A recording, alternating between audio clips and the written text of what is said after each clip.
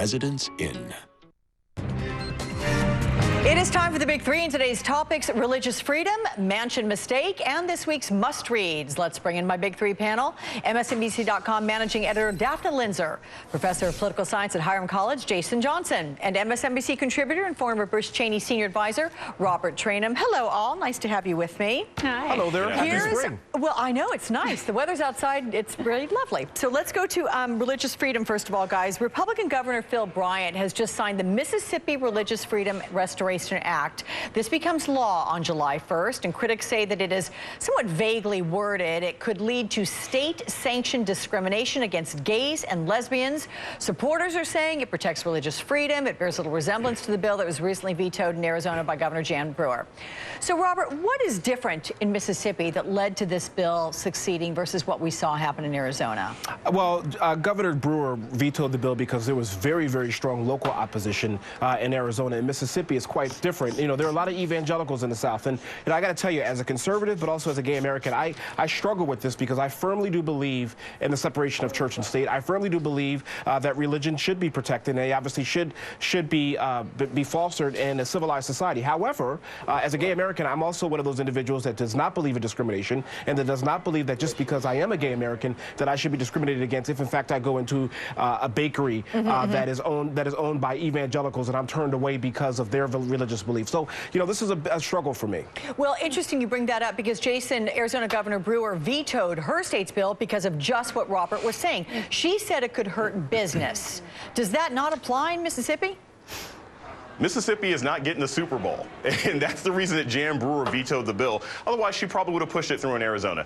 This is a waste of time for the Mississippi government. They're just trying to do something symbolic to sort of rattle their sabers and say, we're not going to allow the gay agenda to invade our states. And all they've done is try to pass a law, or they're going to pass a law that would never stand up to any sort of legal scrutiny. I think this is a waste of time. I think it hurts the state, and there are better things for the government to be doing than finding new ways to keep people from living their lives. But in fact, Dafna, the Mississippi governor has signed this bill. So do you have concerns this will open the door for other states to follow suit?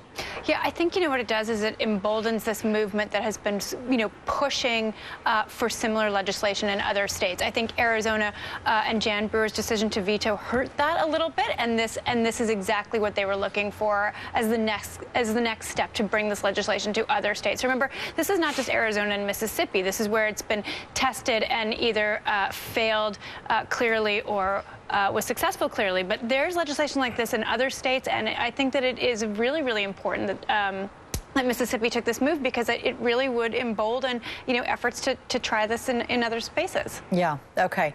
Let's go to this other one, mansion mistake, all right? We have Atlanta's Catholic archbishop who says he's decided to sell this $2.2 million mansion after a bunch of criticism by his parishioners.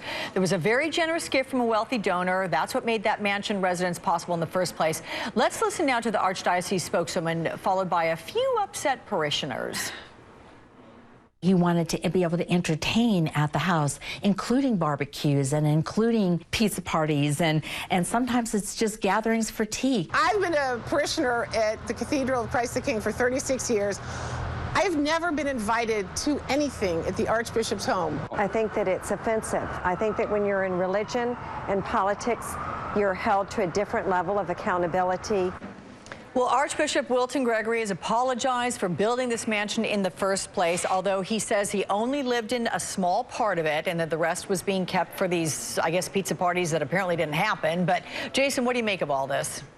You know, it's really hard to keep up with the Joneses as a mega pastor down here in Atlanta because, yeah, Bishop Eddie Long, this is actually very common in this part of the country, but no, he should have given the mansion back. It was extremely problematic for his parishioners, and there's a difference between being a Catholic archbishop and being an individual pastor for a Protestant church who may be an entrepreneur in a different kind of way. So it's a good idea that he got rid of it. This is not the kind of attention that the church needs down here or any other part of the country. Getting rid of it and also saying that he will take all the proceeds from the sale of the mansion and donate that to the Catholic Church and its priorities and different programs. But Robert, you have Pope Francis certainly saying he wants a church for the poor and that the Catholics should lead by example, Catholics in leadership positions there. He lives in a guest room instead of the Vatican Palace. I mean, how does this situation in Atlanta mesh with the message that the Pope is trying to push?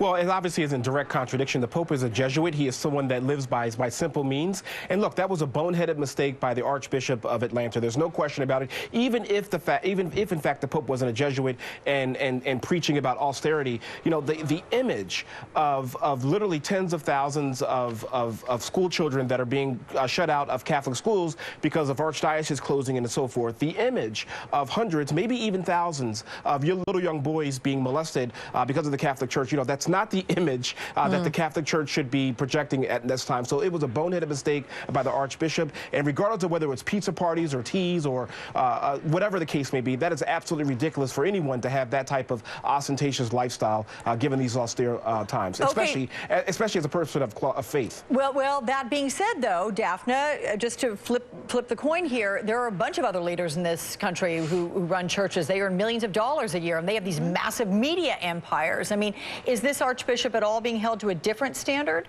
You know, I think the standard that he's being held to is the standard of Pope Francis, and I think that this is a pope that is a pious pope, a people's pope, and I think that the fact that this is no longer acceptable for the Archbishop of Atlanta, I think just really kind of speaks volumes in sort of the way that people are measuring the message of Pope Francis today. Okay.